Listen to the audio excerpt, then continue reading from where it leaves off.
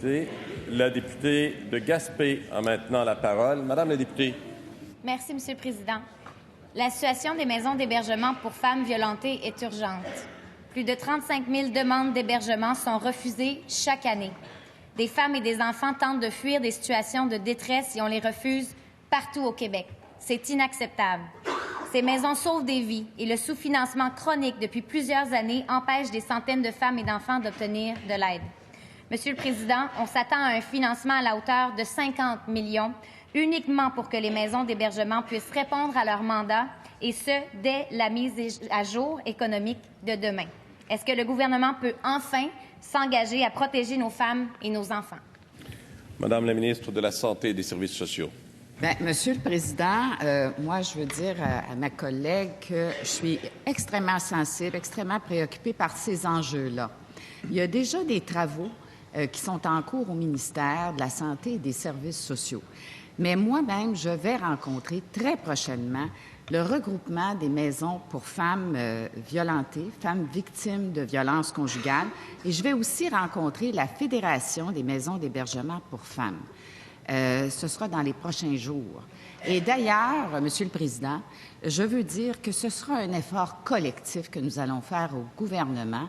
Je vais travailler avec ma collègue ministre de la Justice, avec ma collègue vice-première ministre et ministre de la Sécurité publique, et avec ma collègue aussi, ministre de la Condition féminine, Monsieur le Président. Alors, ce dossier-là, très important, on a attendu le cri du cœur des ressources d'hébergement pour femmes. On a déjà commencé des travaux au ministère de la Santé et des Services sociaux.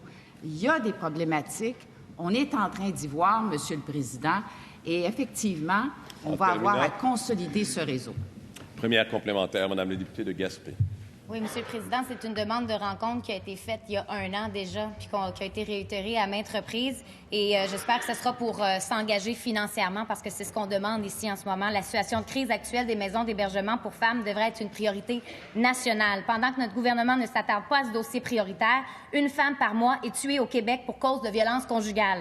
On a été témoins collectivement de tragédies familiales d'une tristesse infinie qui aurait pu être évitée si on leur avait offert un soutien. Est-ce que le gouvernement peut s'engager formellement à injecter 50 millions de dollars? Madame la ministre de la Santé et des Services sociaux. Oui, Monsieur le Président, nous agissons dès maintenant. On veut consolider le réseau d'hébergement. On veut développer de nouvelles places, des mesures d'aide pour permettre aux femmes de transiter vers des ressources d'hébergement vers des logements sociaux. Et évidemment, on veut coordonner ces services-là. Mais je veux vous dire, Monsieur le Président, que déjà, ma collègue ministre de la Justice était de la Condition féminine à l'époque, quand elle est entrée en fonction, a rencontré ces ressources. Le ministère est à pied d'œuvre. On s'occupe également des aînés, hein? Il y a des aînés, des femmes qui sont dans ces ressources d'hébergement, qui ont besoin d'aide. Alors, nous allons agir rapidement dans ce dossier. Deuxième complémentaire, Madame la députée de Gaspé. Monsieur le Président, on a la Fédération des maisons d'hébergement pour femmes et le regroupement des maisons d'hébergement pour femmes victimes de violences conjugales dans nos tribunes.